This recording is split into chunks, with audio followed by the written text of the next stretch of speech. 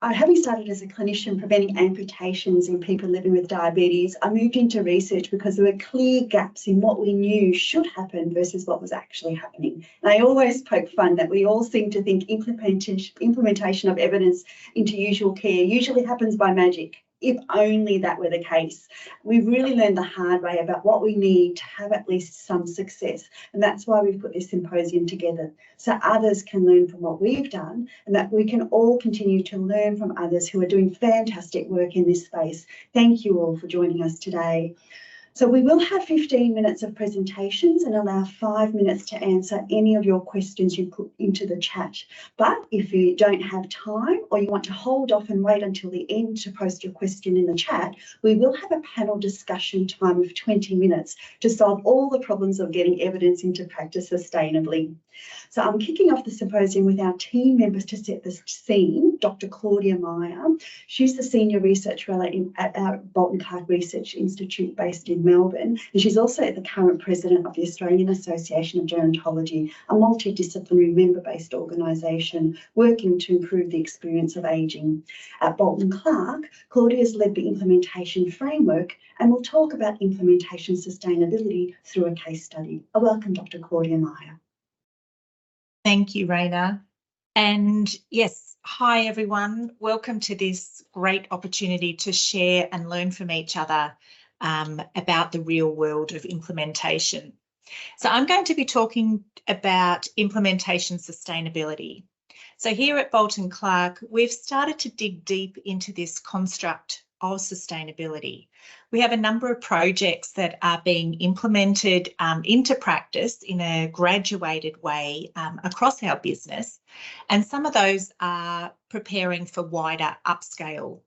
So sustainability of these efforts is at the forefront of our minds at the moment, but it's actually a new area for us to wrap our heads around. So I'm going to share a case study with you, our project called Enabling Choices. And right back in 2016, at the outset of this project, we really didn't actively consider sustainability. It just wasn't on our radar at that time. But we do now know that sustainability needs to be thought about right from the beginning of our implementation efforts. As always, though, our learnings along the way are helping to shape that sustainability component of our framework. So, implementation in the real world.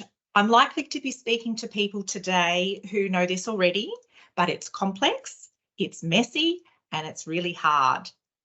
So in the past, research has focused much more on the efficacy of interventions, so whether they work in a way that they are intended to work. And this is obviously still incredibly vital work. And over the past few decades, there's been an increasing focus on evidence-based or evidence-informed care, that we have a responsibility to use our health and aged care resources really wisely. So these two things come together as the creation of evidence and the implementation of evidence into practice. But still, there's this yawning chasm between the two.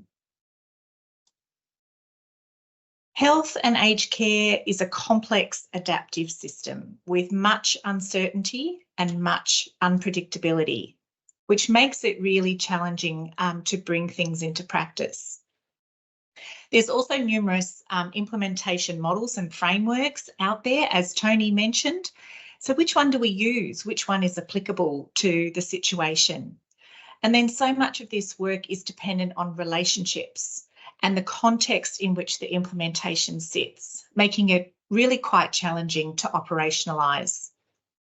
So a few years ago, the Research Institute team members spent a fair degree of time and brainpower on pulling together a framework that would suit our aged care environment. And one of our speakers today, Ali Hutchinson, was part of that, that development of that framework as well. So we published the work. It's the Implementation Framework for Aged Care, or colloquially the IFAC. So this is what it looks like. And I'd like to draw your attention first to the centre of the framework. So at the heart of our framework is improving lives, the lives of our clients and residents that are in our care, our frontline workers, ancillary staff, management and board, everyone. And then I draw your attention to the top of the framework with the purpose of bringing the Bolton Clarke values to life. And there are 6 questions as part of this framework to address. And the bidirectional arrows of it are designed to show that it's an iterative process, back and forth depending on the circumstances. Now, if a diagram allowed it, those arrows would be going in all different directions, but that, of course, is far too messy for a neat and tidy diagram. But the upfront question is always why? Why do we need to change? Why do we need to get this new tool or program or intervention into practice? Why should we care? Why should the people in our business and more broadly care? And then the next question is, what do we know? What is the evidence out there? What tool or program that is based on evidence do we want to implement? Who will benefit? Who will be responsible for making the change? Who are the support crew that we need to make that change? What strategies will we use? And how will we know if we're making a difference? And those questions sit within the broader socio-cultural political context. And it's so critical to understand your system and where it sits within the broader health and aged care landscape, that ever-changing landscape, right to the individual contexts of perhaps the care home or the region or the site that you're working with. And the framework is underpinned by co-design principles.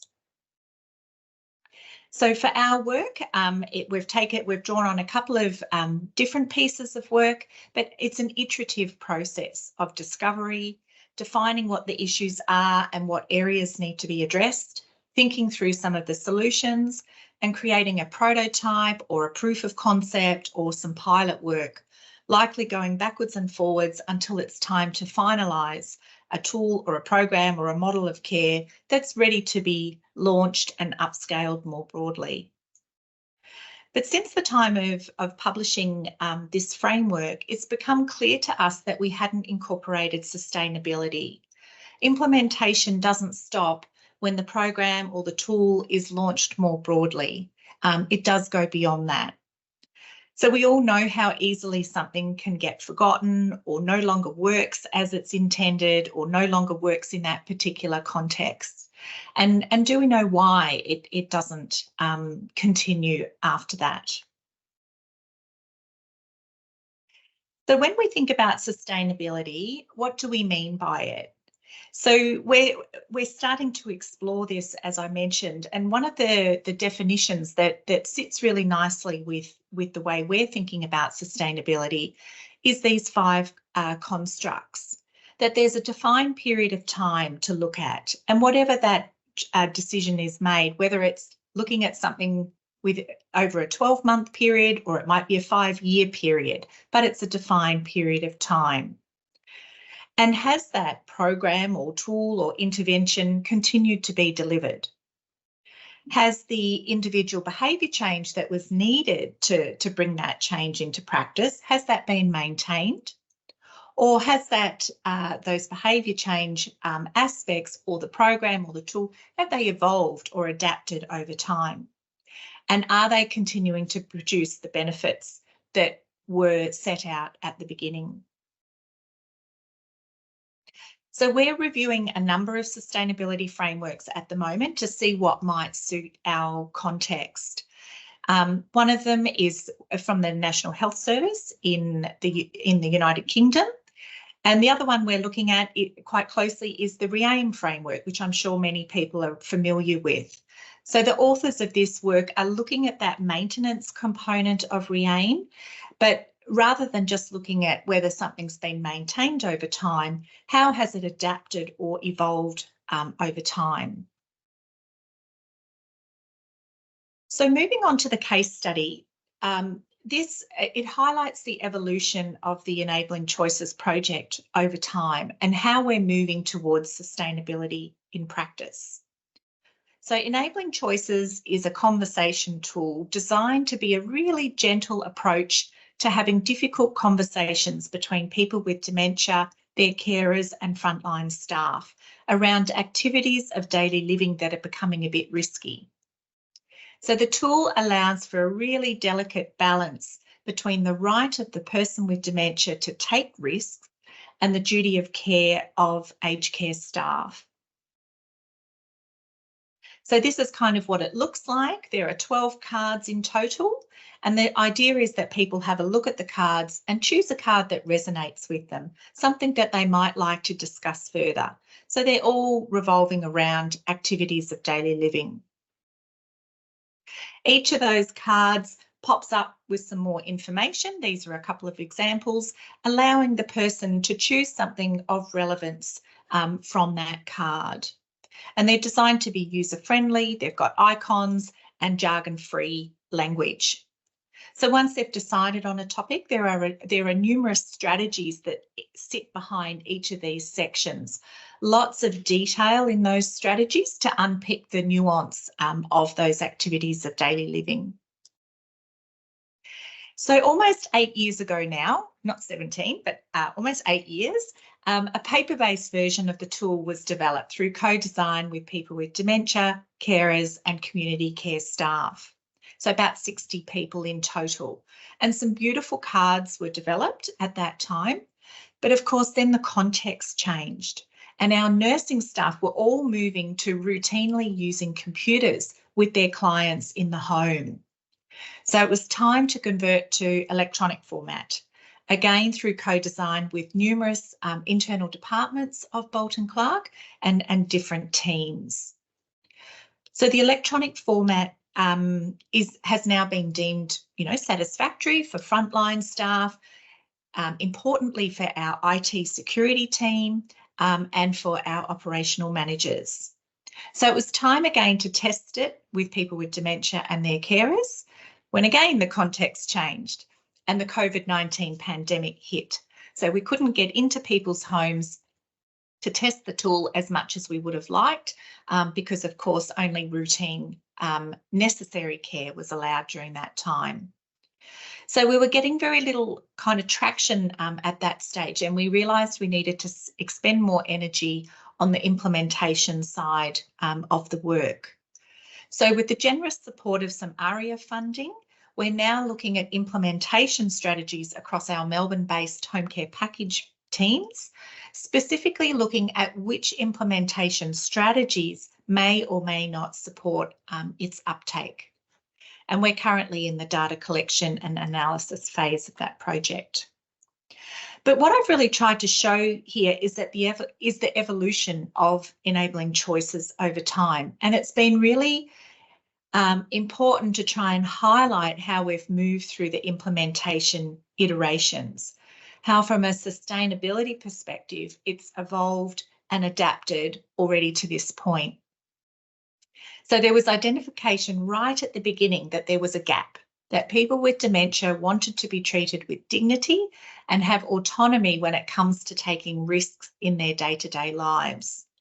There's been formal co-design and iterative consultation right along the way. And it's moved from a proof of concept to a prototype tool that has been tested now through pilot work. Now we're testing the implementation strategies in preparation for a broader upscale. But it's taken time, it's taken effort, and it's taken organisational commitment that whole way along to be in it for the long haul.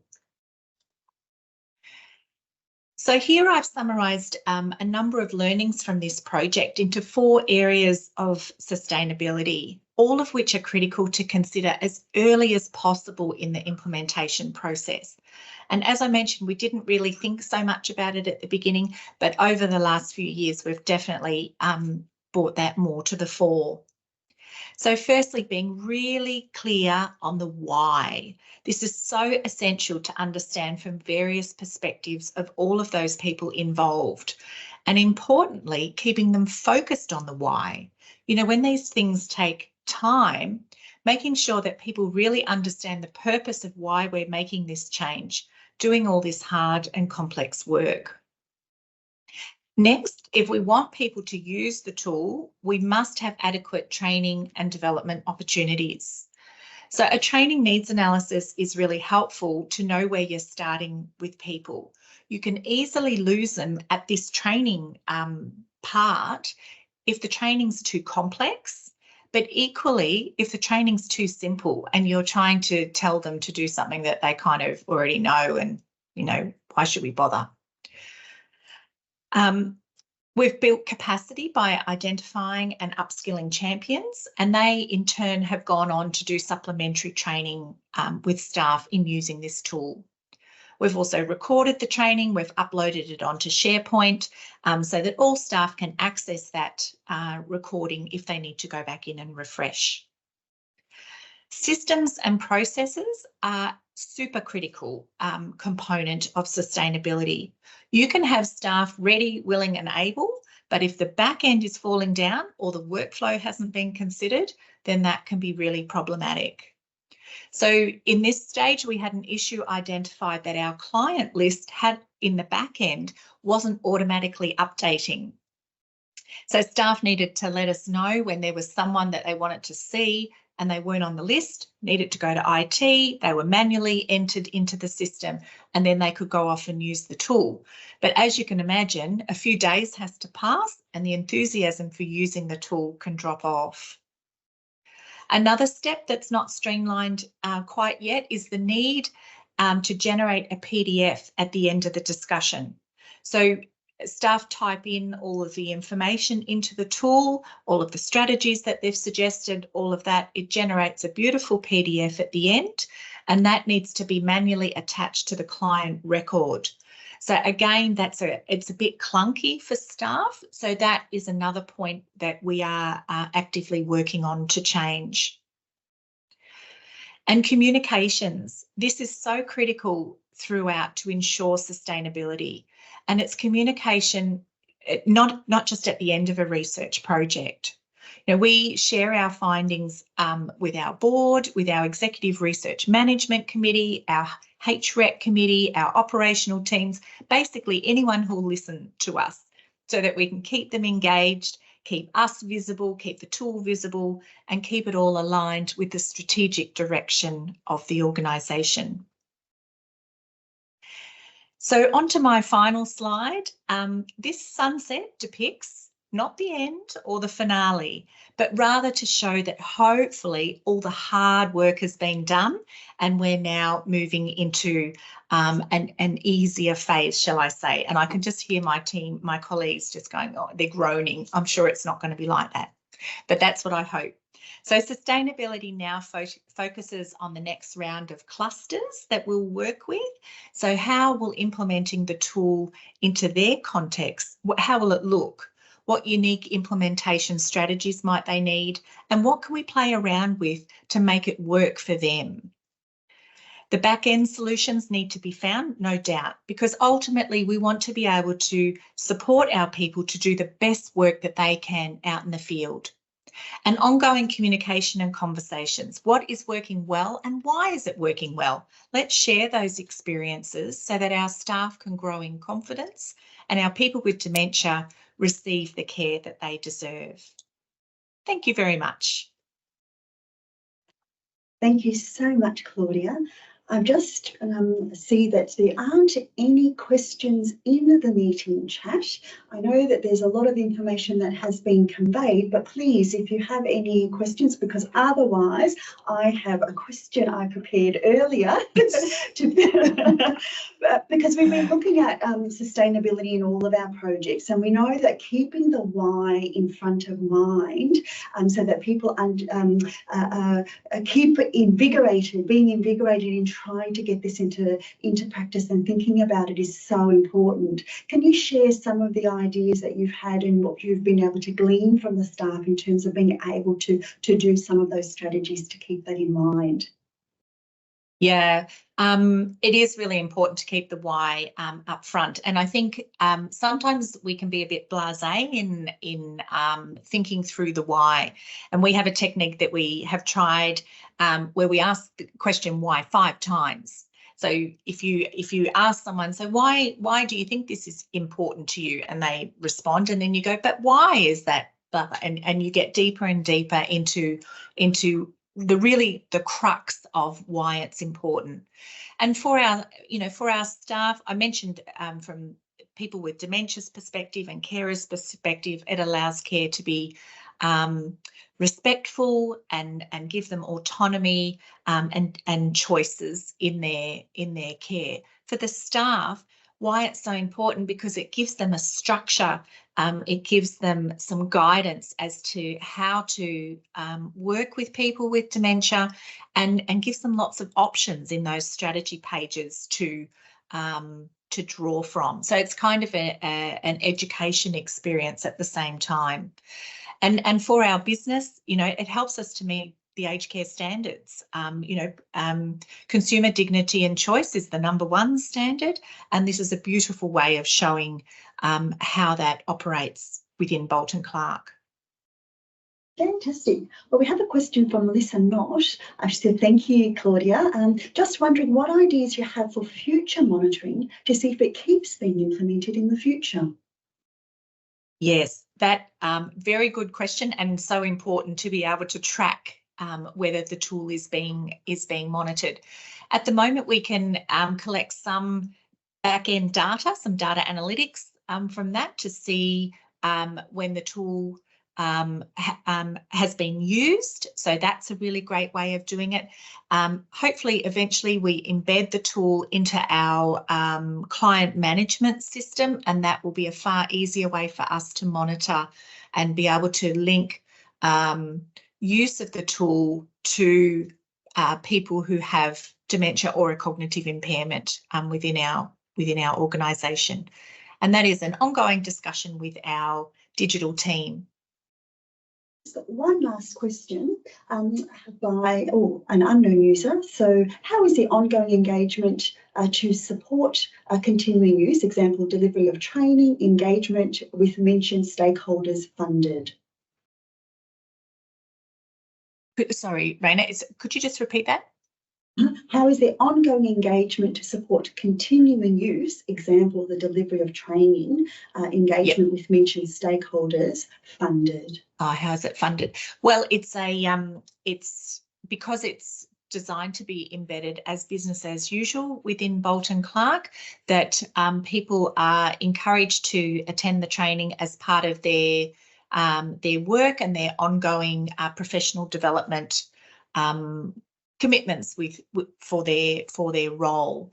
So from a funding perspective, I suppose it is absorbed by the business and seen as a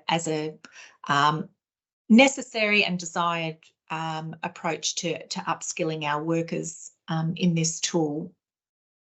Thank you. Thank you so much, Claudia, and thank you, audience, for providing 2 questions. So that's amazing. Thanks so much. And I will move on to Moraine Coleman. Says thank you.